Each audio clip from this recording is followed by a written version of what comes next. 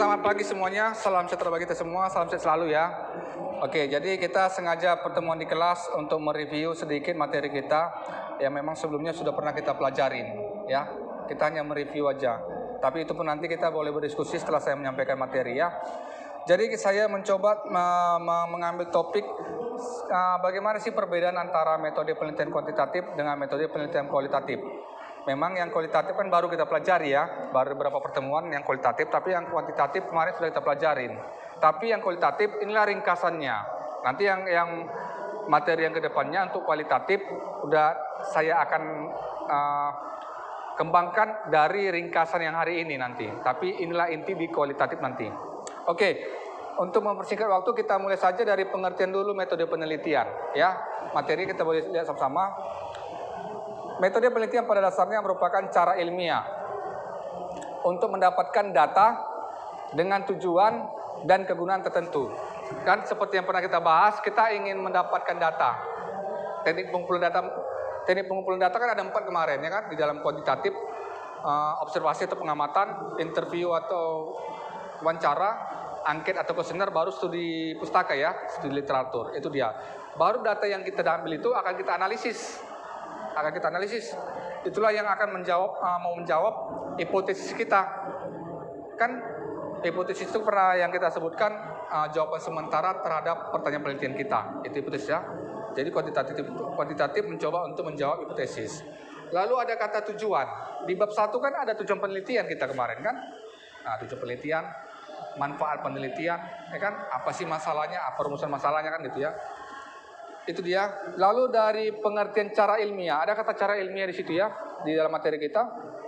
Berarti keadaan penelitian itu didasarkan pada ciri-ciri keilmuan. Apa saja ciri-ciri keilmuan itu? Pertama, rasional. Berarti kegiatan penelitian itu dilakukan dengan cara-cara yang masuk akal sehingga terjangkau oleh penalaran manusia. Cara-cara yang masuk akal. Kira-kira penelitian kita ini bisa diterima akal sehat enggak? Bersifat logis enggak? Kan gitu ya. Empiris, cara-cara yang dilakukan itu dapat diamati oleh indera manusia.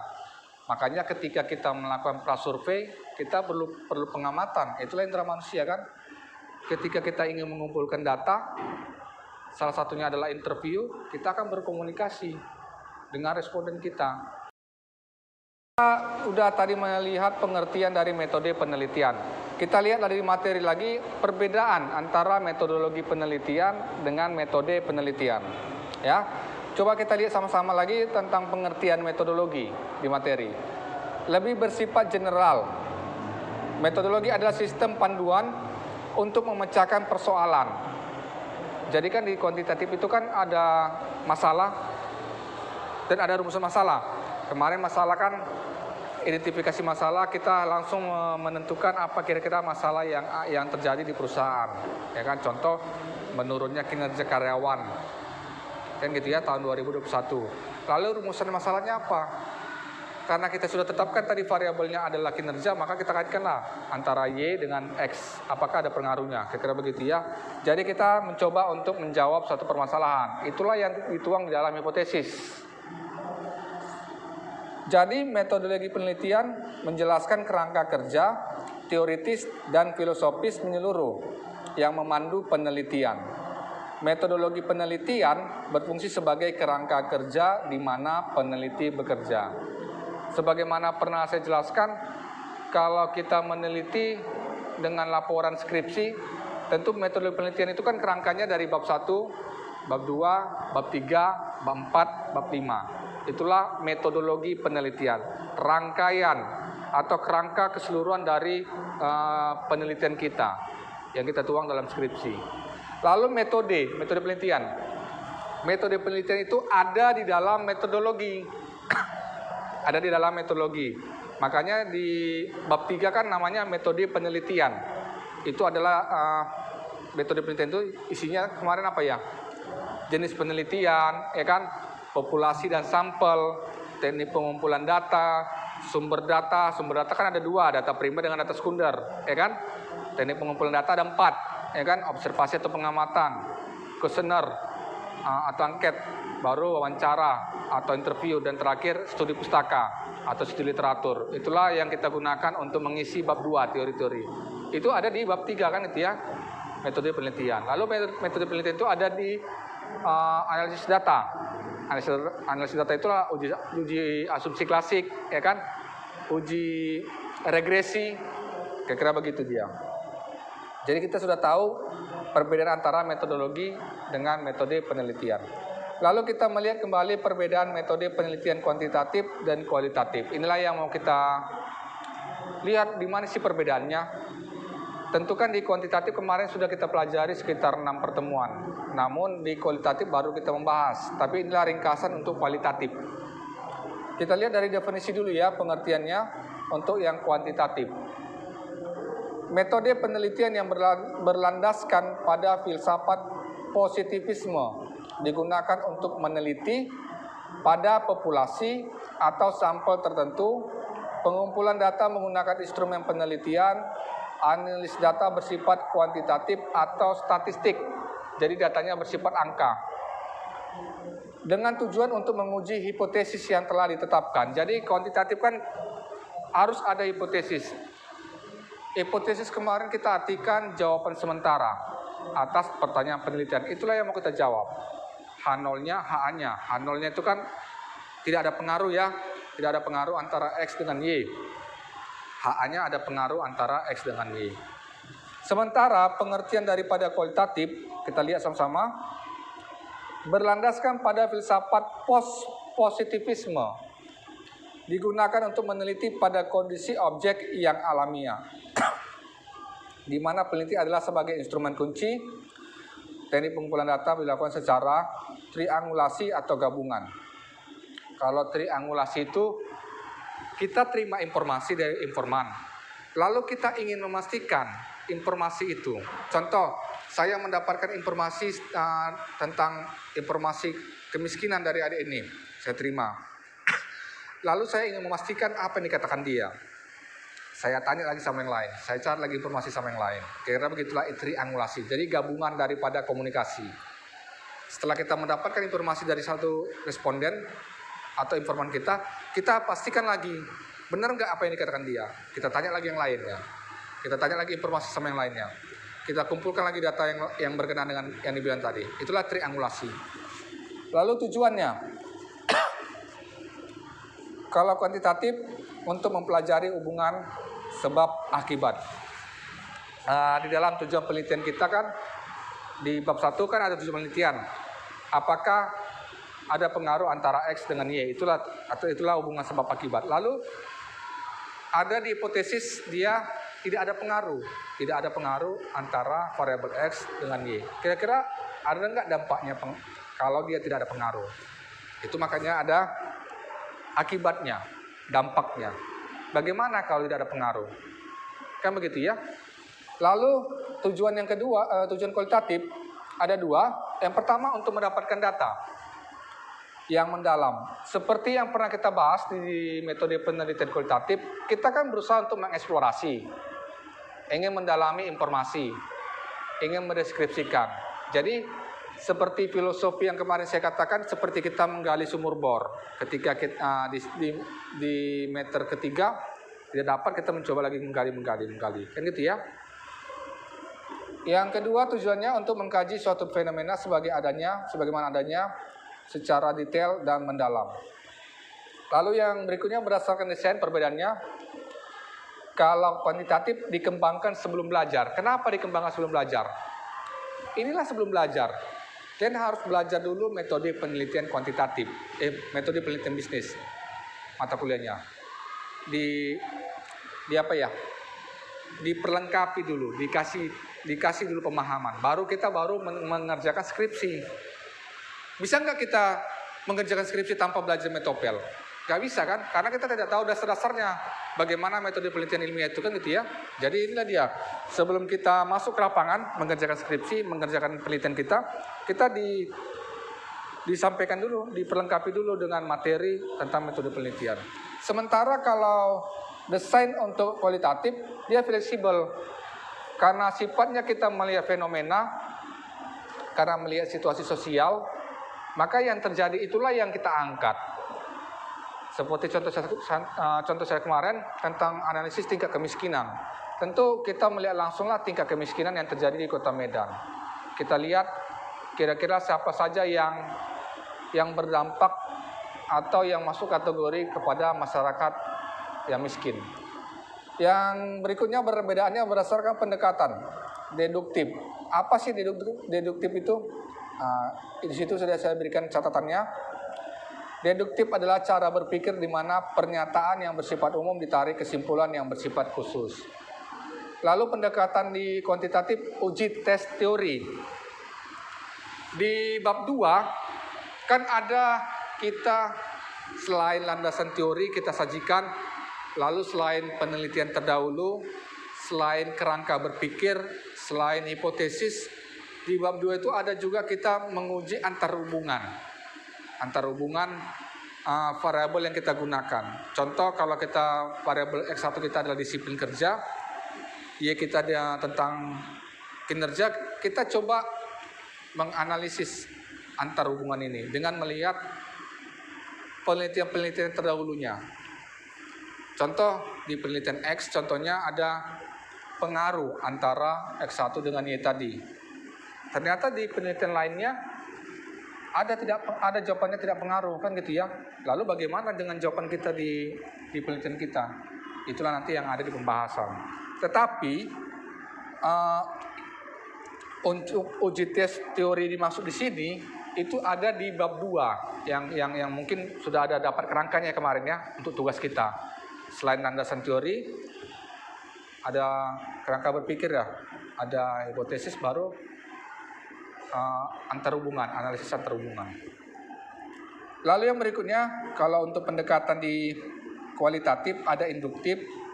Apa sih induktif itu? Sudah saya berikan catatannya. Suatu upaya membangun teori berdasarkan data dan fakta yang ada di lapangan. Jadi kita harus up to date data kita yang ada terjadi di lapangan. Lalu dapat menghasilkan teori. Pendekatannya. Kenapa dapat menghasilkan teori? Bisa saja dari kita mengeksplorasi masalah yang terjadi di kualitatif, kita bisa menemukan teori yang baru. Teori itu belum ada dibahas pada buku-buku sebelumnya, belum pernah ada dibahas di jurnal-jurnal. Sebagai contoh, kalau situasi COVID-19, kita bisa meneliti, kita bisa menganalisis ketika COVID itu terjadi, kan gitu ya. Tentu kan dengan kita meneliti situasi COVID yang selama 2 tahun ini, para peneliti-peneliti itu bisa menemukan bagaimana menghentikan atau mengurangi pergerakan COVID ini, virus ini. Lalu bisa menemukan kira-kira teori sosial dari dampak COVID-19 ini. Saya juga ada meneliti dampak COVID-19 terhadap kecenderungan penerimaan keuntungan perusahaan. Saya adalah meneliti itu.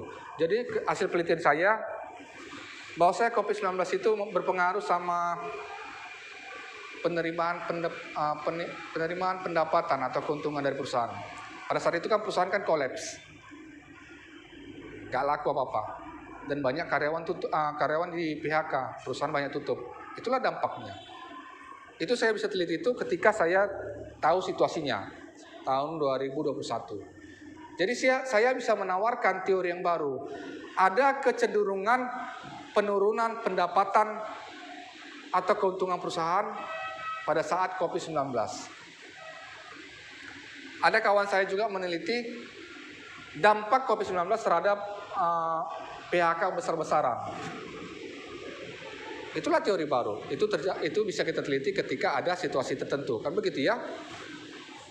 Lalu kalau kita lihat berdasarkan peralatannya, maka kuantitatif itu menggunakan instrumen yang dipilih sebelumnya. Yang saya katakan tadi, teknik pengumpulan datanya ada 4. Observasi atau pengamatan, kuesioner atau angket, interview atau wawancara, lalu studi pustaka atau literatur. Lalu kualitatif, peneliti merupakan alat pengumpul data. Kalau saya meneliti sebagai kualitatif, sayalah sebagai pengumpul data. Lalu yang mau saya wawancara adalah sebagai informan, ya kan? Sebagai informan seperti yang materi kita sebelumnya. Saya meneliti analisis tingkat kemiskinan. Tentu informan saya adalah masyarakat yang masuk kepada kategori ekonomi lemah. Kan begitu ya? Jadi saya tertuju langsung kepada masyarakat yang ekonomi lemah. Lalu saya ingin mencari informasi juga sebagai informan saya dari sektor pemerintahan yang tentu mengambil kebijakan atau penentu peraturan, ya kan, regulasi yang berkaitan dengan tingkat kemiskinan. Saya akan mencari informasi, kenapa sih Pak tingkat kemiskinan di Kota Medan setiap tahunnya menaik? Apa sih kebijakan pemerintah terhadap ini? Tentu saya akan bertanya kepada mereka kan, kepada pemerintah. Itulah peneliti merupakan alat pengumpul data. Lalu berdasarkan sampel. Kalau penelitian kuantitatif menggunakan sampel besar. Pernah saya jelaskan di materi kita, kalau kita meneliti di perusahaan, contoh kalau populasinya jumlah keseluruhan dari pegawai adalah 1.000 orang. Kan begitu ya, 1.000 orang. Tentu ini kan besar nih 1.000 orang ini. Karena keterbatasan waktu, keterbatasan dana saya, keterbatasan tenaga saya, sehingga saya harus mengecilkan populasi ini menjadi sampel. Bagaimana menentukan sampel? Kemarin sudah kita pelajari kan teknik penggunaan sampel, pengambilan sampel. Ada juga rumusnya, rumus Lopin ya kan, rumus Lopin. Sehingga bisa menjadi 350 orang sekitar gitu. Itulah sampel. Jadi sampelnya besar. Sementara kalau di kualitatif sampelnya kecil. Sama seperti saya katakan tadi, karena saya mau menganalisis tingkat kemiskinan, yang saya jumpai adalah masyarakat ekonomi lemah. Kan begitu. Lalu saya hanya tertuju kepada pemerintah sebagai pengambil kebijakan, penentu regulasi. Udah itu aja. Lain kalau di kuantitatif. Kuantitatif tadi karena populasi 1.000, tentu saya akan mengambil sampelnya 350. Yang 350 itu bisa saja bervariasi.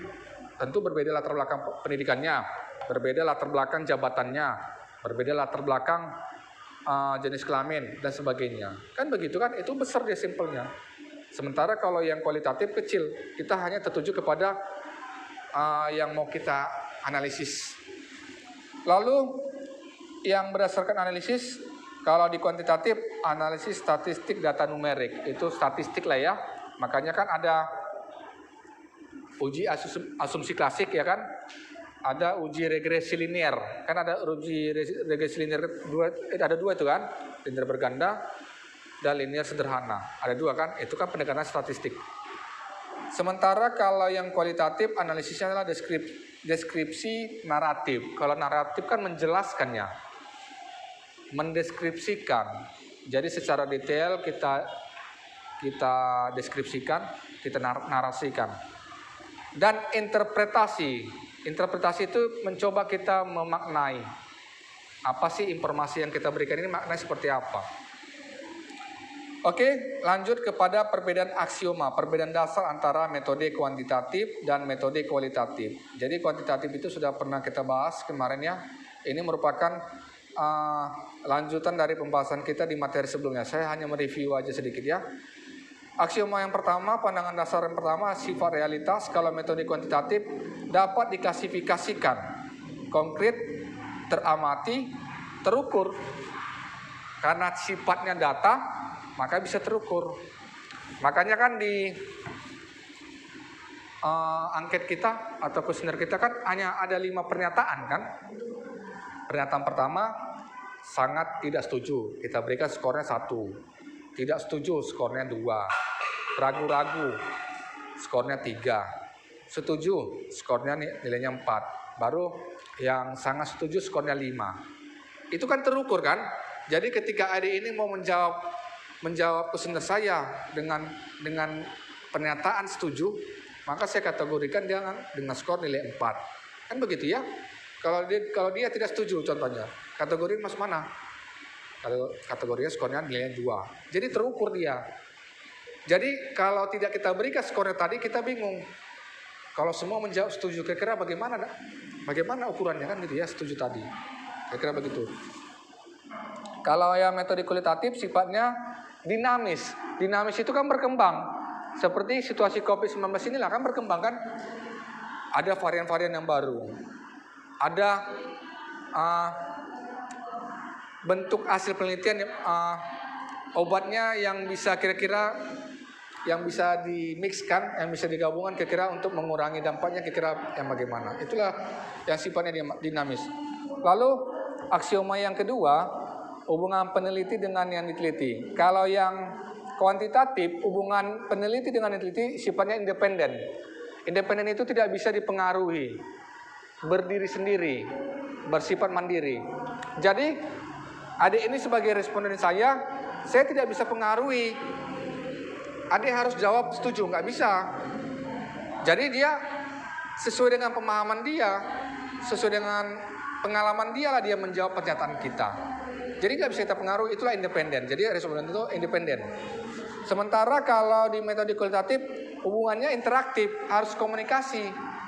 Saya sebagai pengumpul data harus komunikatif dengan si informan saya. Bagaimana komunikasi kita? Tentu pendekatannya persuasif. Kira-kira begitu ya, sehingga terjalinlah komunikasi yang baik.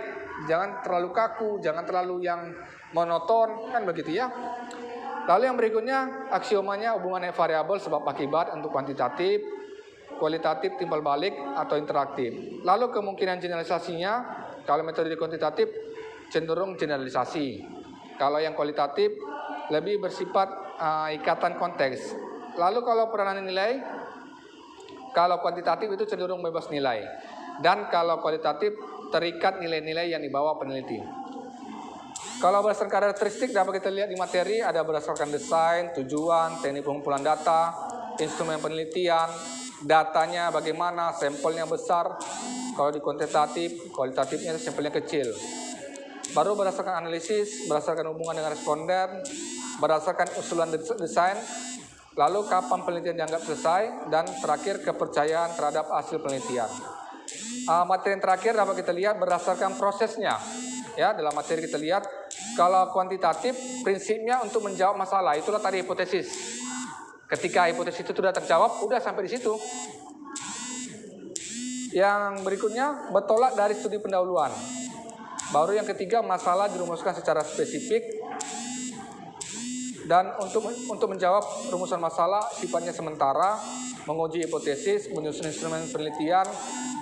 Sebelum instrumen digunakan untuk pengumpulan data, maka instrumen penelitian harus terlebih dahulu diuji validitas dan reliabilitas. Valid atau reliable, kan gitu ya. Itu baik yang berbentuk populasi maupun sampel.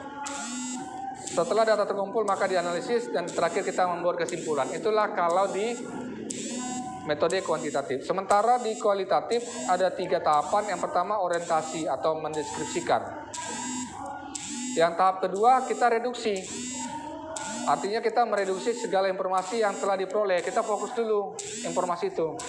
Dan terakhir selection, menguraikan fokus yang telah ditetapkan menjadi lebih rinci. Kira-kira begitu singkatnya untuk materi kita. Tentu dari materi yang telah saya sampaikan bisa Anda pelajari. Lebih lanjut kita bisa diskusi lah ya, diskusi. Demikian penyampaian materi saya, terima kasih. Saya berikan kesempatan kepada mahasiswa kalau ada pertanyaan. Ya, oke.